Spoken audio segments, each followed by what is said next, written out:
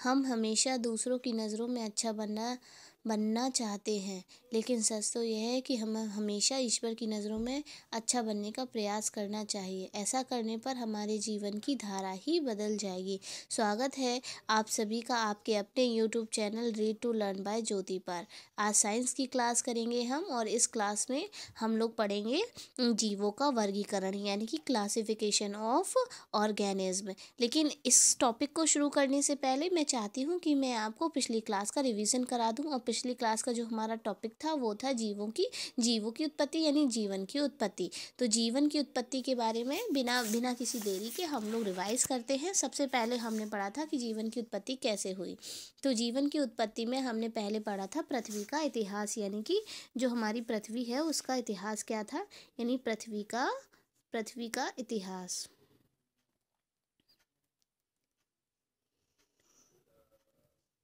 पृथ्वी के इतिहास में हमने दो चीज़ें पढ़ी थी। एक पढ़ा था हमने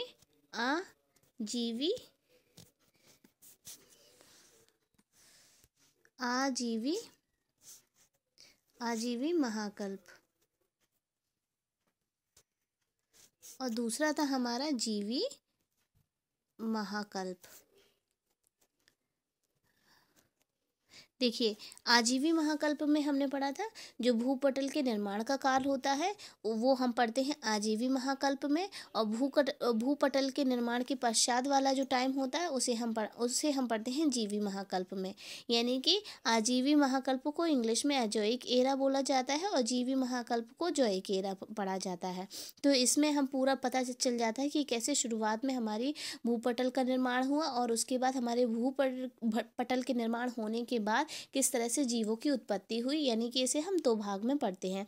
इसी के साथ साथ जब जीवन की उत्पत्ति हुई उससे संबंधित कई सारे ऐसे विचारधाराएं, मतलब कई सारे ऐसे विचार आए, कई सारी ऐसी संकल्पना आई जो किनके मन में आई, जो वैज्ञानिक थे उन्होंने खोज करी, और उस खोज में उन्होंने तरह तरह के डेवलपमेंट देखे, तरह तरह की उन्होंने जो स्टडी करी, खोज करी, उसमें उनके कई सारे ऐसे तथ्य जानने को मिले जिससे उन्होंने अनुमान लगाया कि इस तरह से जीवन की उत्पत्ति हुई होगी। तो इस तरह से उन्होंने अपनी संकल्पनाएं एवं विचार अलग अलग माध्यम से प्रस्तुत किए, और उसके बाद उनको सबको जोड़ करके कई उन्होंने सिद्धांत प्रस्तुत किए।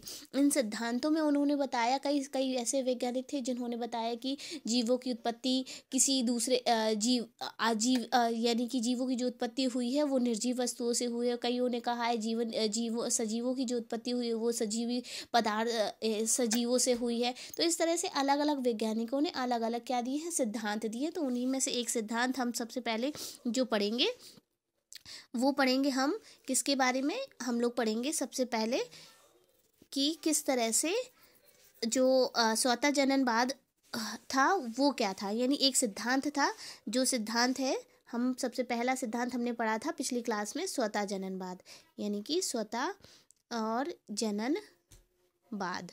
स्वतः जननवाद में बताया था इस सिद्धांत का सबसे मेन सिद्धांत में क्या कहा गया है, इस सिद्धांत में क्या बताया गया है कि सजीवों की उत्पत्ति निर्जीव पदार्थों से हुई है। यानी इस सिद्धांत में जो सजीव बने हैं, जो सजीवों का निर्माण हुआ है वो किनसे हुआ है, निर्जीव पदार्थों से हुआ है। और इसका समर्थन करने वाले जो वैज्ञानिक थे उनका नाम था अरस्तु थे, जिन्होंने इस बात का समर्थन किया और बताया। उनका मानना भी था कि जो सजीव हैं वो निर्जीव पदार्थों से ही से बने हैं। इसी के साथ और भी कई ऐसे वैज्ञानिक आए जिन्होंने अलग अलग अपने अपने प्रयोग किए और उससे सिद्ध किया कि किस तरह से सजीवों का निर्माण हुआ। उनमें से एक वैज्ञानिक थे जिनका नाम था वॉन हेलमोंट। क्या नाम था इनका, वॉन हेलमोंट था। हेलमोंट, इनकी एक प्रयोग मैं आपको बताती हूँ जो बहुत ही ज़्यादा आपको सुनने को मिलेगा, और कई नहीं सुना है तो आज सुन लेंगे। वॉन हेलमोंट ने 1580 से आपका 1644 के बीच इन्होंने बताया कि एक कपड़ा लिया और उस कपड़े वो जो कपड़ा था वो पसीने से भीगा हुआ कपड़ा था, और उसे गेहूं की बाली के साथ क्या किया, इकट्ठा करके कहीं दबा कर रख दिया और इसे कई दिनों तक रखा रहने दिया। फिर कुछ दिनों बाद पश्चात इन्होंने देखा कि वहाँ पे क्या हो गए हैं, चूहों का निर्माण हो गया, यानी चूहे वहाँ पे पैदा हो गए हैं। तो ये एक इनका प्रयोग था। इनका एक दूसरा भी प्रयोग था। इन्होंने क्या किया, 2 ईंट ली, ईंट के बीच में तुलसी रख दी और उसे धूप में रख दिया। कुछ टाइम बाद देखा कि वहाँ पे किसका, बिच्छुओं का निर्माण हो गया। तो इस तरह से इन्होंने कई सारे एक्सपेरिमेंट किए, प्रयोग किए, ये सिद्ध करने के लिए कि स्वतः जननवाद होता है, यानी कि सजीवों की उत्पत्ति निर्जीव वस्तुओं से ही होती है।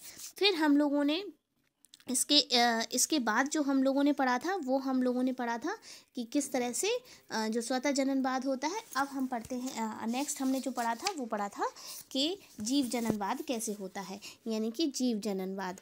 जीव जननवाद लिख देती हूँ मैं यहाँ पे, आसानी होता है समझने में। जीव जननवाद, जीव जननवाद में इन्होंने, इसमें वैज्ञानिक ने क्या कहा, इसमें मुख्य जो थ्योरी थी वो ये थी कि जो सजीव होते हैं उनकी उत्पत्ति का जो मुख्य कारण होते हैं वो सजीव पदार्थ ही होते हैं, ना कि निर्जीव पदार्थ। इसीलिए इस थ्योरी को हम मान सकते हैं कि ये स्वतः जननवाद का क्या करती है, विरोध करती है। दूसरा, जो इसमें भी कई सारे ऐसे वैज्ञानिक होंगे जिन्होंने इस खोज को प्रूफ किया होगा, जिनमें से एक फेमस वैज्ञानिक हैं जिनको हम जानते हैं, जो कि 1864 में इन्होंने एक प्रयोग किया। उन वैज्ञानिक का नाम था लुई पाश्चर। लुई पाश्चर नाम के वैज्ञानिक थे जिन्होंने एक प्रयोग किया। एक प्रयोग, कैसा प्रयोग किया, एक हंस, जैसे हंस होता है ना, ऐसे इस तरह की एक फ्लास्क लिया। हंस के आकार की जो लंबी सी गर्दन वाला जो फ्लास्क होता है ना, वो लिया, एक फ्लास्क लिया, और उस फ्लास्क में उन्होंने क्या किया, उबला हुआ मांस का टुकड़ा लिया उबाल कर, यानी कि जैसे मांस के उसको लिया, शोरवे को, यानी इसको मांस के टुकड़े को उन्होंने क्या कर लिया, स्टेराइल कर लिया। स्टेराइल का मतलब होता है बैक्टीरिया फ्री कर लेना। उबाल लिया, उबाल कर इसे अलग अलग, ये जो हंस की गर्दन वाली ट्यूब थी उनमें लिया और उनमें उस मांस के टुकड़े को डाल दिया, और वो कई अलग अलग ट्यूब लेकर के उसमें किसी को इन्होंने बंद कर दिया, किसी को थोड़ा ऐसा खुला रहने दिया कि उसमें हवा बाहर से जा सके अंदर की तरफ। फिर कुछ टाइम बाद उन्होंने क्या देखा कि जो फ्लास्क अच्छे से बंद था, टाइट से, ना तो उसमें हवा अंदर जा सकती थी, उस फ्लास्क में किसी भी तरह का कोई भी हलचल नहीं उन्हें दिखाई देने को मिली, यानी किसी भी तरह की कोई बैक्टीरियल ग्रोथ नहीं हुई। और दूसरा जो फ्लास्क था जिसमें हवा थोड़ी सी जा सकती थी, उन्होंने देखा कि उसमें हल्के से छोटे छोटे माइक्रो ऑर्गेनिज्म बन गए, यानी वो मांस का टुकड़ा जो था वो सड़ने लगा था। तो इस तरह से इन्होंने सिद्ध किया कि किस तरह से सजीवों की उत्पत्ति है वो सजीव पदार्थों से ही होती है। आगे एक और भी वैज्ञानिक आए जिन्होंने हमें दूसरा सिद्धांत दिया, जिसे हमने पढ़ा था पिछली क्लास में, जो कि था ब्रह्मांडवाद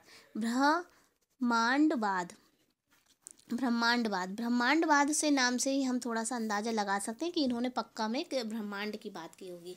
एक वैज्ञानिक इसमें जिन्होंने खोज करी, उन वैज्ञानिक का नाम था रिक्टर, और ये वैज्ञानिक थे जिन्होंने 1865 में अपना प्रयोग किया।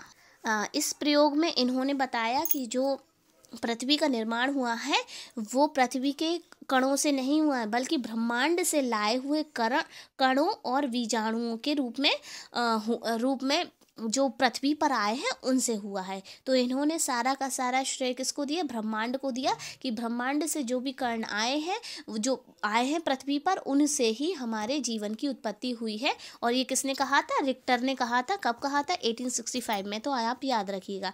इस तरह से ब्रह्मांडवाद की थ्योरी हो गई। नेक्स्ट उसके बाद जो सिद्धांत आए उनमें हमने पढ़ा था रासायनिक संश्लेषण सिद्धांत, यानी कि रासायनिक संश्लेषण, जिसको हम पदार्थवाद भी बोलते हैं। तो इसमें हमने क्या पढ़ा था, हम लिख देते हैं, रासायनिक संश्लेषण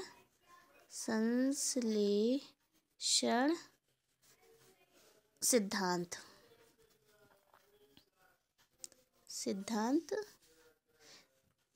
यानी कि पदार्थवाद भी इसको बोला जाता है। तो इसमें कई सारे वैज्ञानिक आए जिन्होंने अपनी अपनी theory the.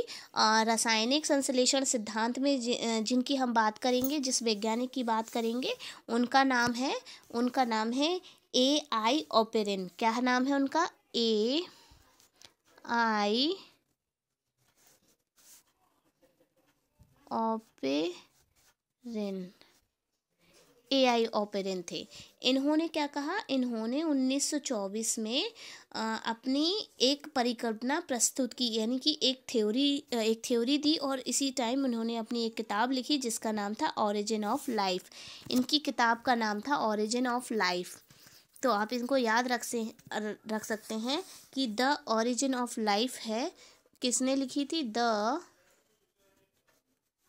Origin of life, ये इनकी किताब थी। तो द ऑरिजिन ऑफ लाइफ जो है वो दी थी आपकी AI ऑपेरिन ने।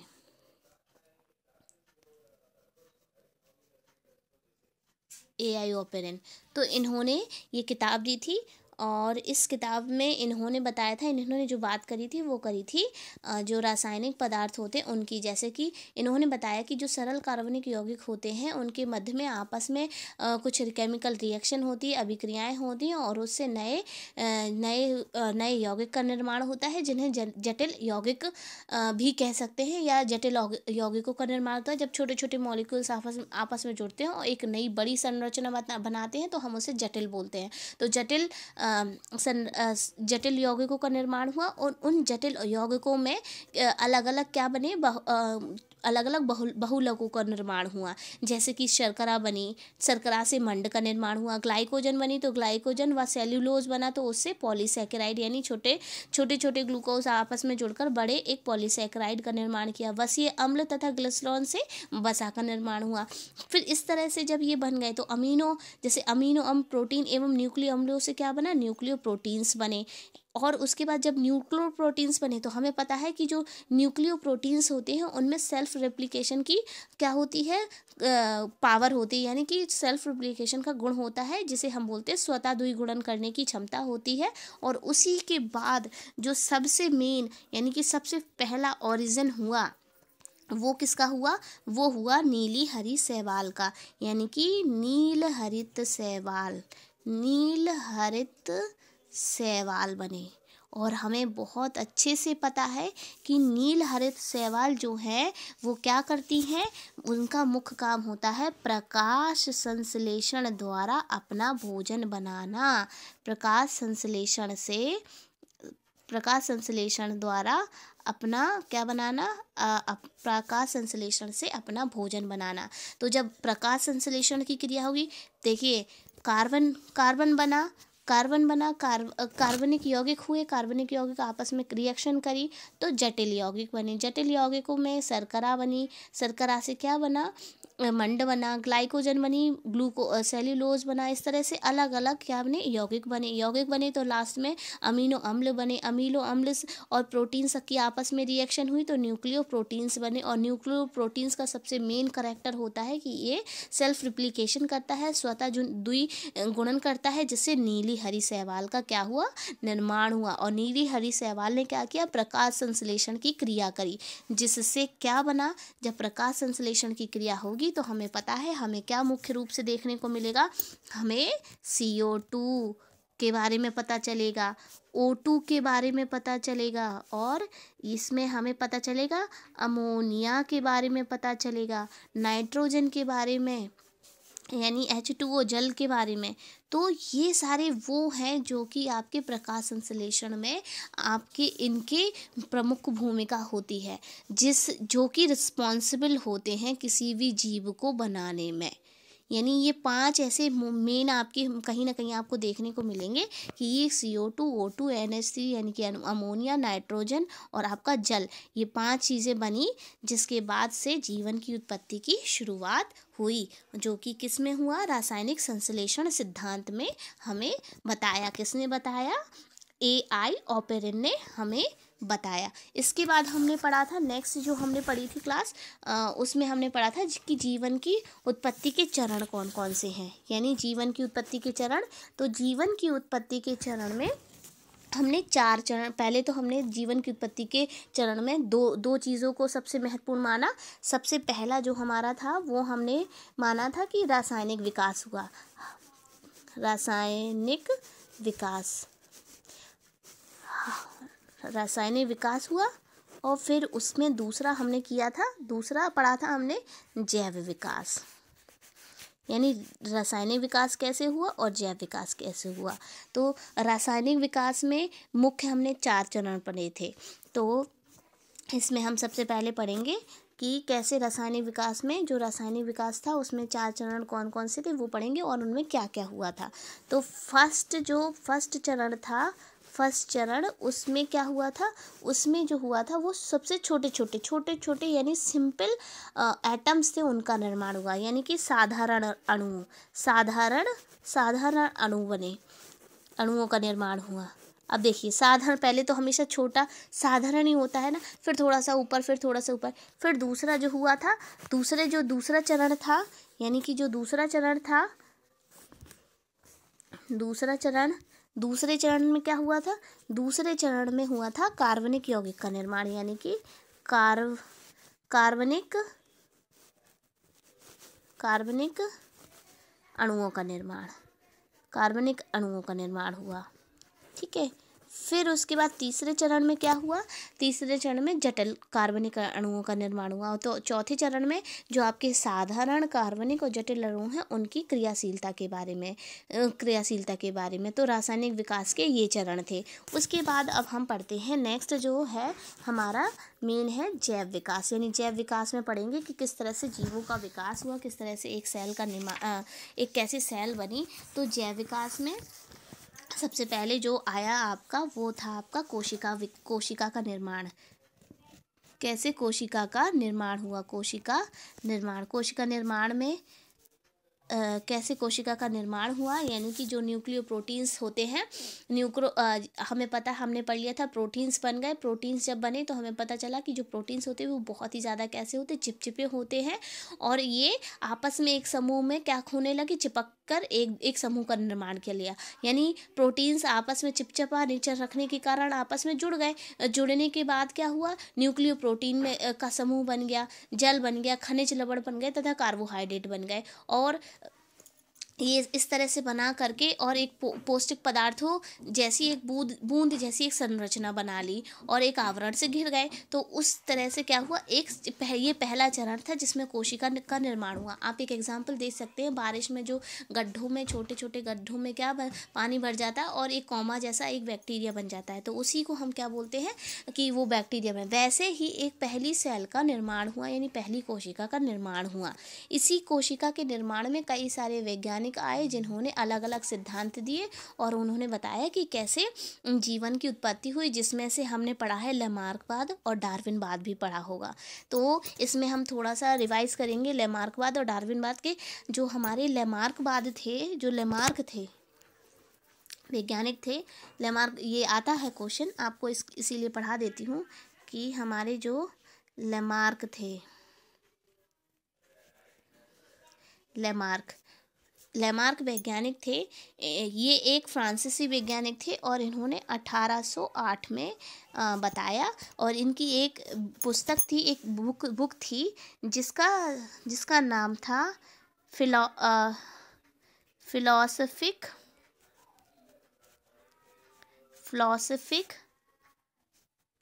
जूलॉजिक।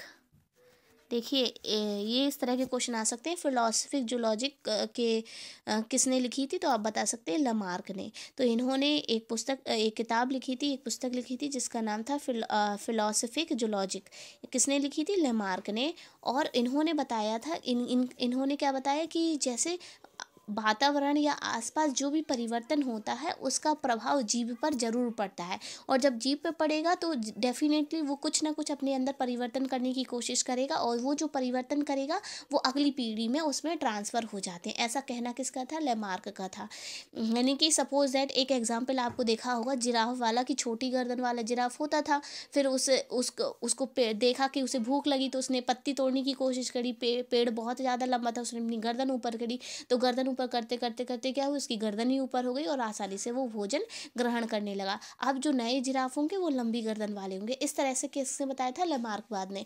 लेकिन लेमार्कवाद यानी कि लेमार्कवाद ने बताया कि अकॉर्डिंग टू वातावरण यानी एटमॉस्फेयर, हर एक जीव जो क्या करता है, अपने तरह तरह के लक्षणों को उपार्जित करता है, एक्वायर करता है, और वही जो जो भी वो एक्वायर करता है वातावरण से, वो अपनी नई पीढ़ी को अनुवांशिक तौर पर देता है। ऐसा कहा था लेमार्कवाद में। लेकिन इसके बिल्कुल अपोजिट जो हमारे डार्विनवाद थे, डार्विन थे, उन्होंने क्या कहा? डार्विन ने कहा कि यानी कि पहले लिख लेते हैं। डार्विन का कहना ये था कि इसके लिए हम रिस्पॉन्सिबल नहीं होते, जीव रिस्पॉन्सिबल नहीं होता है। वातावरण में कोई भी परिवर्तन हो, कुछ भी हो, ये तो होते ही होते हैं, लेकिन नेचर एक समय के पश्चात हर एक जीव में अपने आप एक परिवर्तन करती है। यानी कि कुछ ना कुछ परिवर्तन एक जीव में अपने आप होते हैं, और उन्हीं परिवर्तन से क्या होता है, उनमें चेंजेस होते हैं अकॉर्डिंग टू द टाइम। मान लो जिस तरह का परिवर्तन चाहिए वो अपने आप होते हैं, यानी नेचर अपने आप परिवर्तन करता है, और एक जीव में अपने आप से वो परिवर्तन दिखने लगते हैं। तो ऐसा कहना किसका था? डार्विनवाद का। यानी कि ये उत्परिवर्तन को मानते थे, यानी म्यूटेशन को मानते थे कि और ऐसा ही उन्होंने बोला था कि ये जो अपने आप आएंगे लक्षण, तो अपने आप लक्षण आएंगे, वही लक्षण क्या करेंगे, वो लक्षण अपने आप में अब नई पीढ़ी में भी आते जाएंगे। तो इस तरह का सिद्धांत दिया था डार्विन ने। तो ये तो था लेमार्कवाद और डार्विनवाद के बारे में। आई होप आप लोगों को अच्छे से समझ में आया होगा। और हम लोगों ने इसके बाद हम लोगों ने सजीवों के प्रमुख गुण पढ़े थे, और सजीवों के गुणों के बाद अब हम लोग उनके जो वैज्ञानिक नाम थे वो पढ़ेंगे। और सजीवों के प्रमुख गुणों में हम जानते हैं कि वृद्धि करना, यानी कि ग्रोथ एंड डेवलपमेंट मेन हिस्सा होता है, सजीवों का प्रमुख लक्षण होता है। कोशिकीय संगठन, respiration, metabolism, nutrition, reproduction, heredity, और ये सारे के सारे करेक्टर्स होते हैं किसके? सजीवों के। यानी कि श्वसन क्रिया हो गई, पोषण हो गया, ये सारे के सारे लक्षण क्या होंगे? सजीवों के प्रमुख लक्षण होंगे। इसके अलावा हमने बना कुछ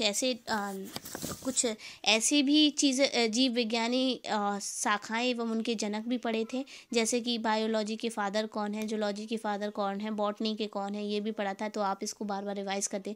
इसके साथ साथ हमने कुछ टर्म्स पढ़े थे, जैसे कि एंथ्रोलॉजी किसे कहते हैं। एंथ्रोलॉजी का मतलब होता है पुष्पों का अध्ययन करना। तो ये हमारा रिवीजन है जो हमें बार बार करते रहना है। तो ये तो थी हमारी रिवीजन की क्लास। अब हम आज का नया अपना टॉपिक शुरू करते हैं, जो कि हमने बताया था कि जीवों का वर्गीकरण। तो जीवों के वर्गीकरण के लिए सबसे ज़्यादा ज़रूरी क्या होता है? जीवों का वर्गीकरण करा क्यों जाता है? जीवों के वर्गीकरण को इसलिए किया जाता है ताकि हर एक जीव को अलग अलग कैटेगरी में उनके शारीरिक रचना के अनुसार, उनकी एक्टिविटी के अनुसार, यानी कि उनके कार्यों के अनुसार, उनकी विशेषताओं के अनुसार क्या किया जाए, उन्हें अलग सेपरेट कर दिया जाए, अलग कर दिया जाए, ताकि बाद में ऐसी उनसे होने वाले हमें लाभ, नुकसान, और हमारी जो नई नई जो खोज होती हैं, यानी डिस्कवरीज होती हैं, एक्सपेरिमेंट होते हैं, वो हम आसानी से कर सकें। इसीलिए जीवों का वर्गीकरण किया जा सका। और ये भी ज़रूरी था कि उनके वर्गीकरण से ये पता चला कि उन्हें किस तरह के माहौल में वो रह सकते हैं, जीवित रह सकते हैं, यानी कि उनका अस्तित्व बना रह सकता है। क्योंकि ये भी हमारे लिए एक बहुत बड़ा चैलेंज होती है कि जीवों के बारे में सोचते हो उनके हिसाब से भी, क्योंकि भगवान ने दोनों जीव बनाए हैं, इंसान और जानवर दोनों बनाया है, तो दोनों को बराबर से रहने का अधिकार है। इसीलिए हमारी रिस्पॉन्सिबिलिटी है कि हम ये याद रखें कि जानवरों को भी पूरी आज़ादी हो रहने की, और हमें भी। तो अगर हम इस तरह की स्टडी वगैरह जो करते हैं वैज्ञानिक, उसके लिए कई सारे रीजंस होते हैं जो कि हमेशा समाज के लिए अच्छे होते हैं, लाभकारी होते हैं। तो उसी के साथ अब हमें ये पता चल गया कि उनका सेग्रीगेशन यानी उनका क्लासिफिकेशन क्यों किया जाता है। तो जब वैज्ञानिकों का जो वैज्ञानिकों ने इनका वर्गीकरण किया तो उन्होंने इसके लिए मुख्यतः क्या देखा, उनके शारीरिक संरचना देखी, उनकी विशेषताएं, उनके कार्यों के आधार पर उनको क्या किया, डिस्ट्रीब्यूट किया। और जिसके समान गुण धर्म होंगे, यानी जिन जीवों के सेम एक जैसे गुण होंगे उनको एक कैटेगरी में रख दिया, और जिनके अलग अलग गुण होंगे उनको अलग अलग कैटेगरी में यानी अलग अलग वर्गों में रख दिया। अब हम बात करते हैं कि कैसे कैसे उनके किस हिसाब से जीवों का वर्गीकरण किया जाता है, तो उसको हम पढ़ते हैं जीवों के वर्गीकरण को। जीवों के वर्गीकरण में 4 चरण होते हैं, उनका पहचान, उनकी वर्ग विभाजन, नामकरण और वर्गी की अनुक्रम, यानी कि आइडेंटिफिकेशन, क्लासिफिकेशन, नॉमिक्लेचर और टैक्सोनॉमी, हायरार्की के हिसाब से उनको क्या किया जाता है, बांटा जाता है। जिसमें हम देखते हैं कि उनकी पहचान यानी जीव का नाम और स्थान आएगा, पहचान में जीव का नाम और स्थान आएगा। वर्ग में किस वर्ग से जीव बिलोंग करता है, नामकरण यानी कि उसका साइंटिफिक नेम की बात करेंगे, कैसे साइंटिफिक नेम डेवलप होता है, और टैक्सोनॉमी, हायरार्की, किस कैटेगरी के कि पहले कौन सी कैटेगरी से फिर कौन सी कैटेगरी से आएगा, इस तरह से हम उसे देखते हैं। तो अब हम लोग ये देखेंगे कि किस तरह से कितने वैज्ञानिक हुए जिन्होंने अलग अलग वर्गीकरण किया, जीवों का वर्गीकरण किया। तो स्वीडन के एक वैज्ञानिक थे, वनस्पति शास्त्री एवं जीव वैज्ञानिक कैरोलस लीनियस ने अपनी पुस्तक सिस्टेमा नेचुरी में जीवों के नाम के बारे में और उनका आधुनिक वर्गीकरण किया। किन्होंने किया? कैरोलस लीनियस ने जो किया, वर्गीकरण किया, और इन्हीं को ही आधुनिक वर्गीकरण का पिता भी कहा जाता है, यानी कि जनक कहा जाता है। ऐसा नहीं कि अब अच्छा एक बात है कि जो लीनियस थे वो एकदम पहले वैज्ञानिक नहीं थे कि जो आए और जिन्होंने जीवों का वर्गीकरण किया। जीवों के वर्गीकरण को करने के लिए कई सारे ऐसे वैज्ञानिक आए, जिनमें से एक वैज्ञानिक थे जो कि ग्रीस के वैज्ञानिक थे, जिनका नाम था हिप्पोक्रेट्स, और उनके सहयोगी थे डेमोक्रेट्स। इन्होंने भी जंतुओं का वर्गीकरण करने में कई सारे प्रयास किए। इसके अलावा अरस्तु यानी कि एरिस्टोटल आए, जिन्होंने जीवों के वर्गीकरण में महत्वपूर्ण योगदान दिया। इन्होंने उनके रहन सहन, शारीरिक स्वभाव, शारीरिक संरचना, ढंग के आधार पर उनका वर्गीकरण किया था। इसके अलावा जो अरस्तु के शिष्य थे, जिनका नाम था थियोफ्रेस्टस, हम जानते हैं थियोफ्रेस्टस जो थे वो वनस्पति विज्ञान के जनक थे, क्योंकि इन्होंने 480 प्रकार के पौधों का वर्गीकरण किया अपनी पुस्तक हिस्टोरिया में, यानी हिस्टोरिया प्लांटेरम नामक एक पुस्तक लिखी अरस्तु ने। आप चाहें तो कहीं पे नोट डाउन कर लीजिए, हिस्टोरिया नाम था,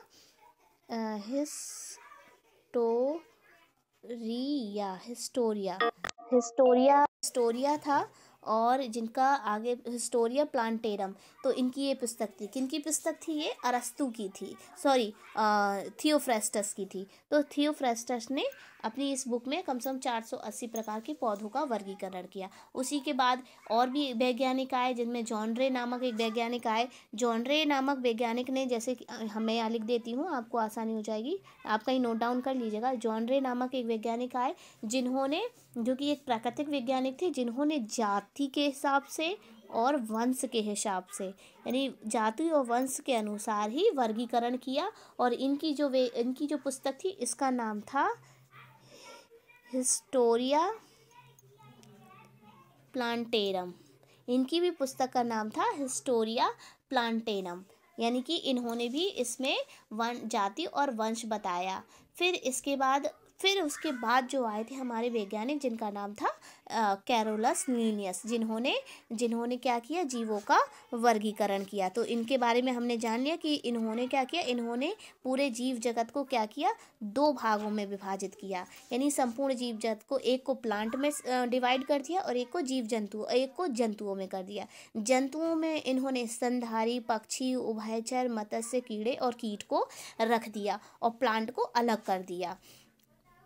इसके बाद इनका जो मतलब, और भी ऐसा नहीं है कि सीधा का सीधा सारे 2 भागों में डिवाइड किया, तो इसके बाद और वैज्ञानिक नहीं आए होंगे जिन्होंने आगे इसको नहीं बढ़ाया होगा वर्गीकरण को। तो एक और वैज्ञानिक थे, जिनका नाम था विटेकर जो थे, इन्होंने 5 जगत वर्गीकरण दिया। 5 जगत वर्गीकरण दिया किसने, विटेकर ने दिया। ये भी क्वेश्चन आपसे पूछा जा सकता है, जिसमें इन्होंने मोनेरा, प्रोटिस्टा, फंजाई, प्लांटी और एनिमिलिया का वर्गीकरण किया। फिर इसके बाद 22 नाम के वैज्ञानिक आए, जिन्होंने मोनेरा को 2 भागों में क्या किया, 2 भागों में विभाजित किया। एक तो आर्की बैक्टीरिया और दूसरा आपका यू बैक्टीरिया में। तो और आर्की बैक्टीरिया, यू बैक्टीरिया के अलावा इन्होंने पुनः इसे उपसमूह में वर्गीकृत किया, जैसे कि जगत को हम बोलते हैं किंगडम। और इसके बाद इन्होंने संघ यानी कि संघ में किया इन्होंने। फिर विभाग, वर्ग, गण और कुल, वंश और जाति के हिसाब से इन्होंने क्या किया, इन्होंने इसको डिवाइड किया। किसको, यानी कि जीवों को डिवाइड किया। तो अब इसी के नाम पे आप देखते हैं कि जितने भी जो नाम हैं, जितने भी जीवों के साइंटिफिक नेम होते हैं, वो वंश और जाति के हिसाब से उनका नाम होता है, यानी वैज्ञानिक नाम हम कहते हैं। वैज्ञानिक नाम बताने से पहले मैं आपको एक छोटी सी आपको बात बता देती हूँ, जिससे आपको समझने में आसानी हो कि कैसे वैज्ञानिक नाम हम पढ़ते हैं या समझ सकते हैं। जैसे हमने लिया मानव का वैज्ञानिक नाम होता है होमो सेपियंस। इसे हम इंग्लिश में ही लिखते हैं समझने के लिए, होमो, और ये स्मॉल एस है, जिसे हम लिखते हैं SAPIENS,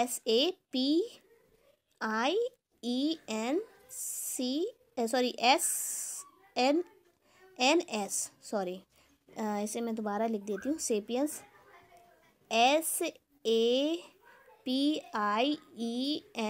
सेपियंस, होमो सेपियंस। देखिए एस छोटा है, जब भी आपको जो कैपिटल में लिखा होगा, यानी अगर होमो लिखा हुआ है कैपिटल में है होमो, एच, तो एच आपको बताता है किसको, वंश को बताता है।